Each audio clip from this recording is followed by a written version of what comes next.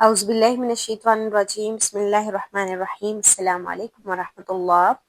حضرت ابراہیم علیہ السلام کے بارے میں تمام پیچھے کی آیات بتانے کا جو اصل مقصد ہے وہ یہاں اس آیت میں بیان کیا جا رہا ہے۔ پیچھے اللہ تعالیٰ نے حضرت ابراہیم علیہ السلام، ان کے بیٹے حضرت اسحاق علیہ السلام، ان کے بیٹے حضرت اسماعیل علیہ السلام یا ان کے بیٹے حضرت یعقوب علیہ السلام یا ان کے بیٹوں کے بارے میں جو کچھ بتایا ہے، اصل میں ان کا خلاصہ یہ ہے کہ تلک امت قد خلت، وہ پہلے کی امتیں تھی جو گزر چکی ہیں، لہا ما کسبت، ان کے لیے وہی ہے جو انہوں نے کمایا، وَلَكُمْ مَا كَسَبْتُمْ، اور تمہارے لیے وہ ہے جو تم کماؤ گے، وَلَا تُسْأَلُونَ، اور نہ تم سے سوال کیا جائے گا، اما كَانُوا يَعْمَلُونَ، کہ وہ کیا کرتے تھے، یعنی ان پر اترانا کہ ہم انبیاء کی اولاد میں سے ہیں، ہمارے جو آباء و اجداد ہیں یا سب سے جد امجد جو ہیں وہ حضرت یعقوب علیہ السلام ہیں یا ان کے بیٹے ہیں، یا ہم حضرت یعقوب علیہ السلام کی اولاد سے ہیں، ہماری نسلیں وہاں سے آ رہی ہیں،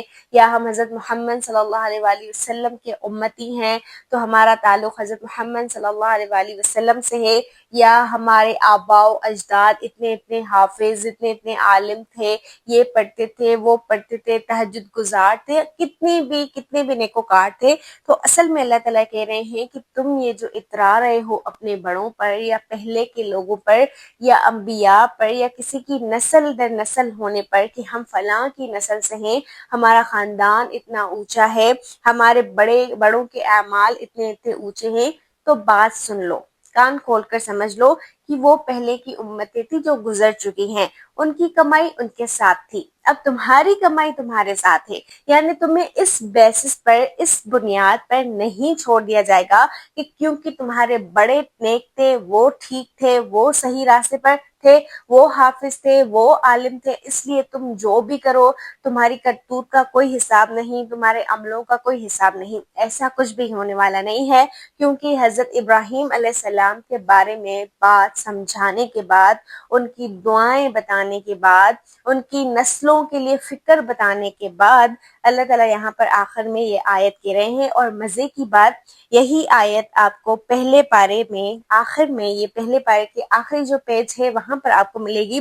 2 مرتبہ آئی ہے، ایک آخری آیت پہلے پارے کی اور دوسرا اس سے تھوڑا پہلے، آپ نوٹ کریں گے تو یہ دونوں آیتیں تقریباً سیم ہیں، کیونکہ جو اصل مقصد، جو اصل لب لباب ہے وہ یہی ہے کہ پہلوں کی کمائی پہلوں کے ساتھ چلی گئی، اور یہاں پر جو اللہ تعالیٰ نے لفظ استعمال کیا ہے وہ کمائی ہے، یعنی ہمارے اعمال ہماری کمائی ہے، جیسے ہم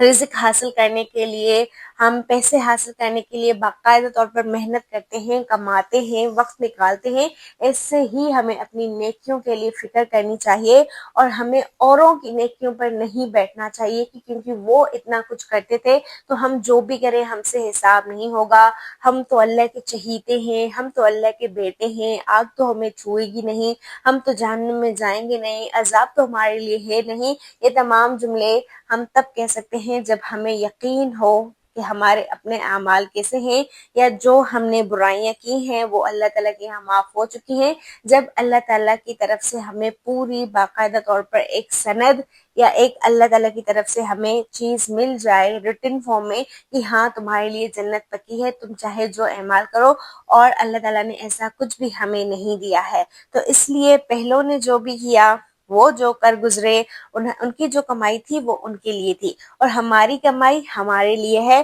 ہم سے نہیں پوچھا جائے گا کہ پہلے کے لوگ کیا کرتے تھے۔ یہ بہت اہم بات ہے ہمیں سیکھنے اور سمجھنے کے لیے۔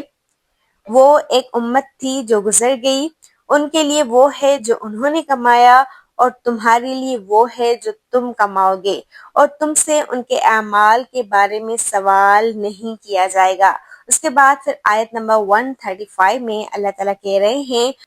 وقالو، اور انہوں نے کہا، یعنی یہ بات اللہ تعالیٰ نے کلیئر کر دی کہ تمہارے آباء و اجداد کے اعمال تمہیں کسی کام نہیں آئیں گے، تم نے اپنی جلانی ہے، تو وقالو ان کے الفاظ کیا تھے، ان کے کن کے،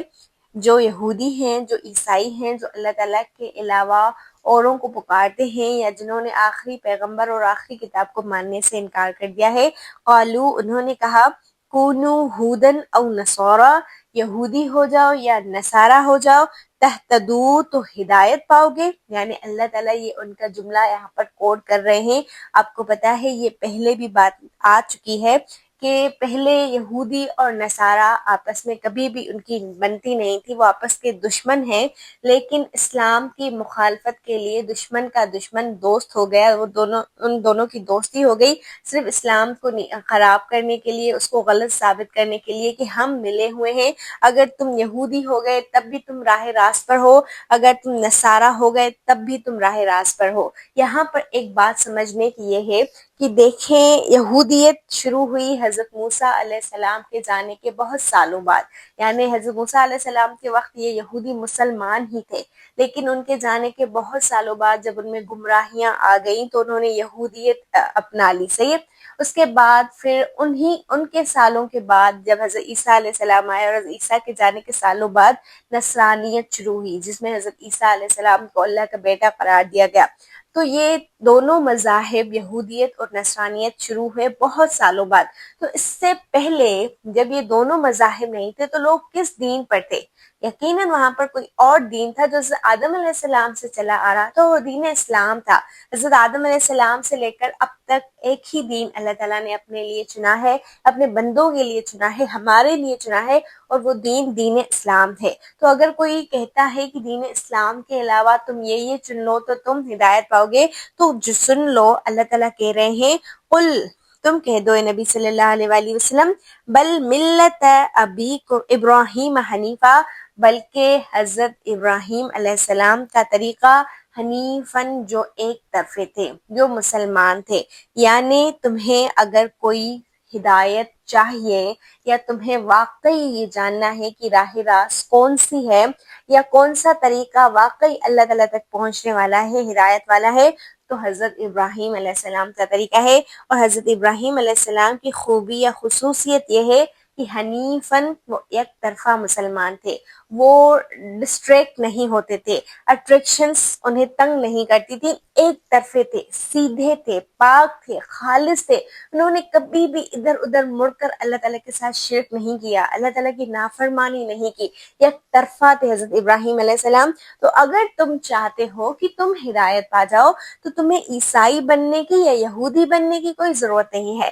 یہ یہودی یا عیسائی خود کو حضرت ابراہیم کے طریقے پر کہتے ہیں، حالانکہ تم سن لو ایسا کچھ بھی نہیں ہے. اصل میں اگر تمہیں واقعی ہدایت یافتہ ہونا ہے تو تمہیں حضرت ابراہیم علیہ السلام کا طریقہ اپنانا ہوگا، کیونکہ حضرت ابراہیم علیہ السلام حنیف تھے، وَمَا كَانَ مِنَ الْمُشْرِكِينَ، اور وہ مشرکین میں سے ہرگز نہ تھے. یعنی زندگی میں کبھی بھی حضرت ابراہیم علیہ السلام نے شرک نہیں کیا. یہاں تک کہ جو حضرت ابراہیم علیہ السلام نے سورج کو دیکھ کر کہا تھا ھذا اکبر ھذا ربی، یہ بڑا ہے، یہ میرا رب ہے، تو اصل میں یہ کوئی شرکیہ لفظ نہیں تھا، شرکیہ جملہ نہیں تھا. جب ہم انشاءاللہ اس ٹاپک پر آئیں گے تو زیادہ کلیئر بات کریں گے. ابھی یہ سمجھ لیں کہ اس وقت حضرت ابراہیم علیہ السلام خود سے بات کر رہے تھے،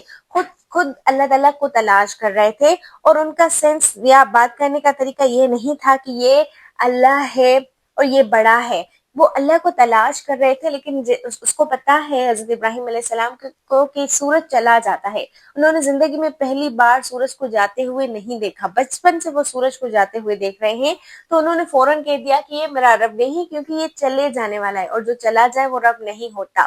تو یعنی وہ صرف خود سے ہم کلام ہو رہے تھے، خود سے کہہ رہے تھے. اور پھر اصل میں اس کا ایک اور مطلب بھی نکلتا ہے، اور وہ یہ ہے کہ حضرت ابراہیم علیہ السلام سورج کو دیکھ کر کہہ رہے تھے کہ یہ بڑا ہے، یہ میرے رب کا کام ہے. یعنی یہ سورج، یہ چاند، یہ ستارے، یہ اصل میں میرے رب کے کام ہے، کہ یہ کوئی اور نہیں کر سکتا. صحیح ہے. تو یعنی اس کا بتانے کا مقصد یہ ہے کہ کبھی بھی کسی بھی صورت میں حضرت ابراہیم علیہ السلام نے شرک نہیں کیا، وہ مشرکین میں سے تھا ہی نہیں. آج مشرکین عرب کو لگتا ہے کہ وہ حضرت ابراہیم کے طریقے پر ہیں، یا ان نصارہ کو جو حضرت عیسیٰ کو اللہ کا بیٹا قرار دیتے ہیں،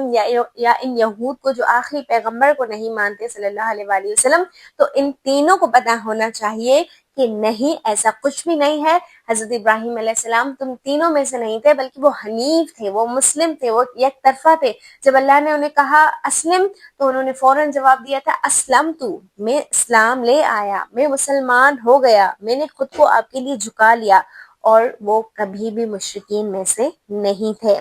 اور وہ کہتے ہیں یہودی یا عیسائی بن جاؤ تاکہ ہدایت پاؤ، آپ کہیے نہیں، بلکہ ہم ابراہیم کے دین کو اختیار کرتے ہیں جو یکسو خالص تھا اور وہ مشرکوں میں سے نہ تھا۔ پھر آیت نمبر 136 میں اللہ تعالیٰ کہہ رہے ہیں قولو تم سب کہو، یہاں پر کل کا لفظ نہیں آیا ہے، ٹھیک ہے۔ ایک پوائنٹ جو یہاں پر ہمیں سمجھنی ہے کہ جب بھی اللہ تعالیٰ قرآن پاک میں رسول اللہ صلی اللہ علیہ وآلہ وسلم کو کہتے ہیں کہ آپ ان کو یہ کہیں تو وہ قل کا صیغہ استعمال کرتے ہیں، جیسے قل هو اللہ، آپ انہیں کہہ دیں کہ وہ اللہ احد احد ہے۔ یہاں پر اللہ تعالیٰ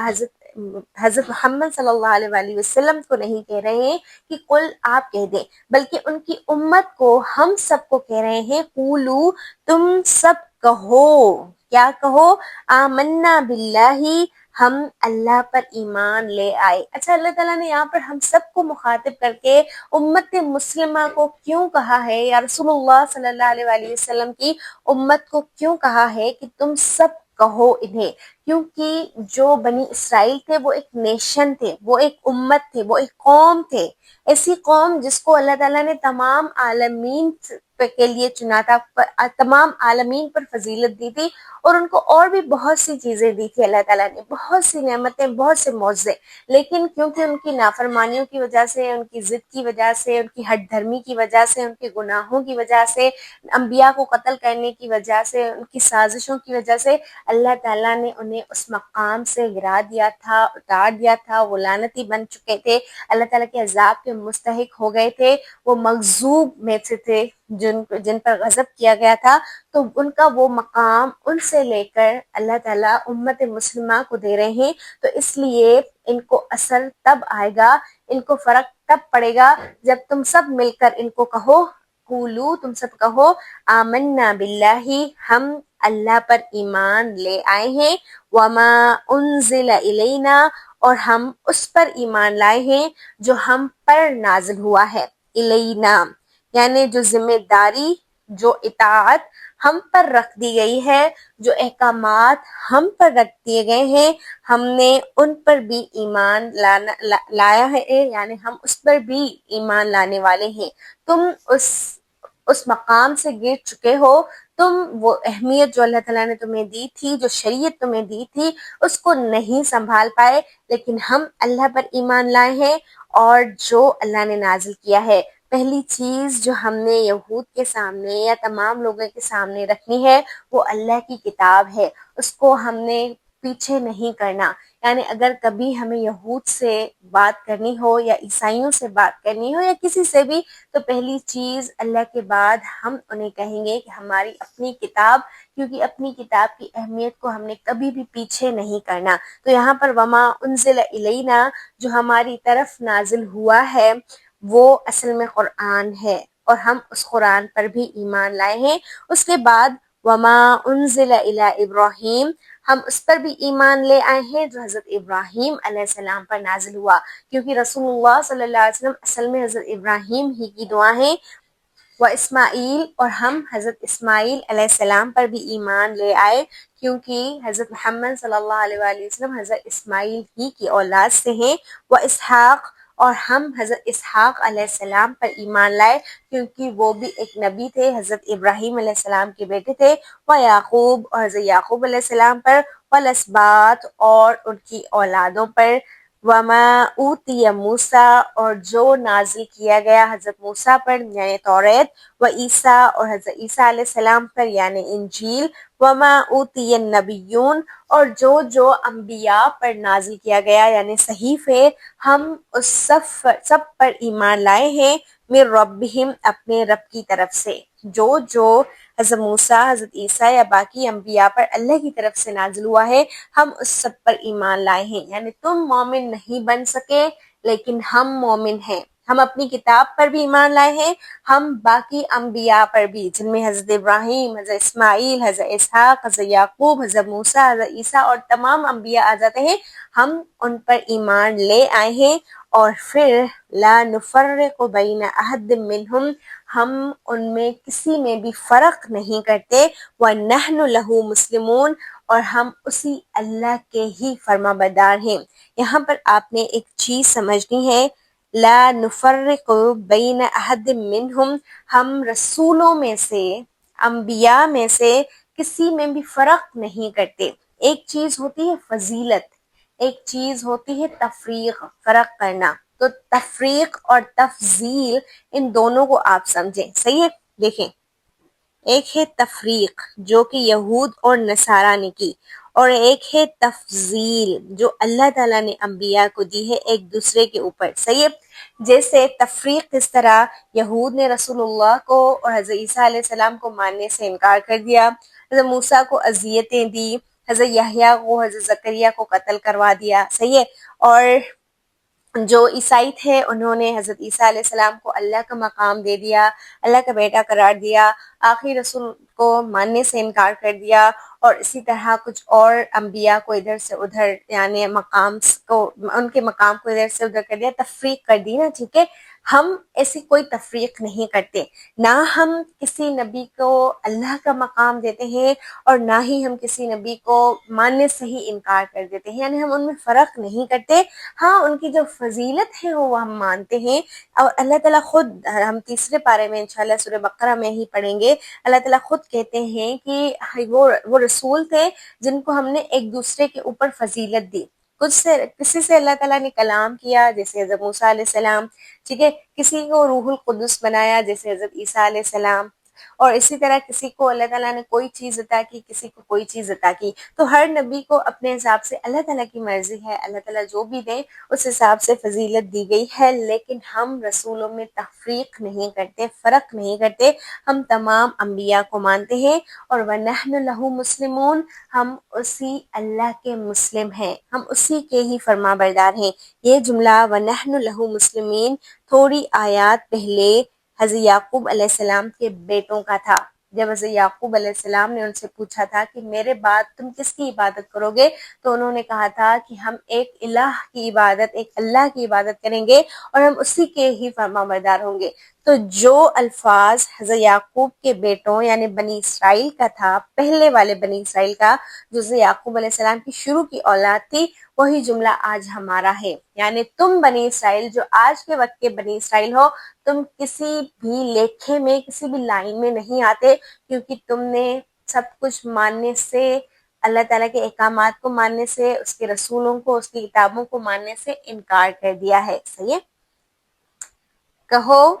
ہم ایمان لائے اللہ پر اور جو کچھ ہماری طرف نازل کیا گیا، اور جو ابراہیم، اسماعیل، اسحاق، یعقوب اور اسباط پر نازل کیا گیا، اور جو موسیٰ و عیسیٰ کو دیا گیا، اور جو سب نبیوں کو ان کے رب کی طرف سے دیا گیا، ہم ان سب پر ایمان لائے، ہم ان میں سے کسی کے درمیان فرق نہیں کرتے، اور ہم اسی کے فرما بردار ہیں۔ پھر آیت نمبر 137 میں اللہ تعالیٰ کہہ رہے ہیں فَإِنْ آمِنُوا بِمِثْلِ مَا آمَنْتُمْ، اور اگر وہ بھی اسی طرح ایمان لائے جس طرح تم ایمان لائے ہو، یعنی یہ کہا جا رہا ہے یہود کو اور نصارہ کو کہ فَإِنْ آمَنُوا، اگر وہ ایمان لائے، بِمِثْلِ اسی طرح ہی، ما آمنتم بھی، جس طرح تم ایمان لائے ہو، یعنی سچا، مخلصانہ، حنیفانہ ایمان، جو دکھاوے کے لیے نہ ہو، جس میں کوئی پھیر پھاڑ نہ ہو، اگر جیسے تم ایمان لائے ہو اگر وہ بھی ایسے ہی ایمان لائے، فقط اہتدوا، تو ہدایت پائیں گے۔ یعنی یہودی یا نصارہ ہونا اصل ہدایت نہیں ہے، اصل ہدایت تو وہ ہدایت ہے جو رسول اللہ صلی اللہ علیہ وآلہ وسلم کو ملی، جو رسول اللہ کے صحابہ کو ملی، اور جو آج کی امت مسلمہ کو ملی ہے، جو واقعی شعوری، سچے، مخلص مسلمان ہیں۔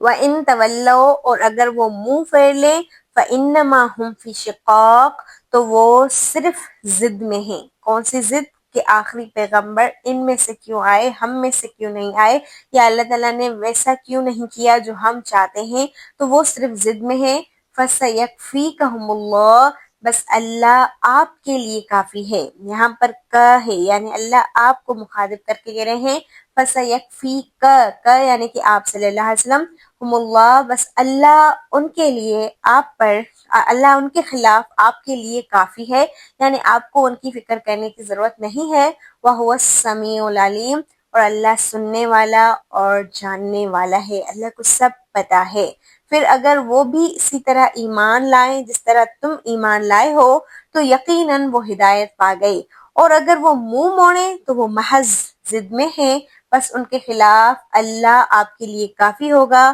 اور وہ خوب سننے والا اور خوب جاننے والا ہے۔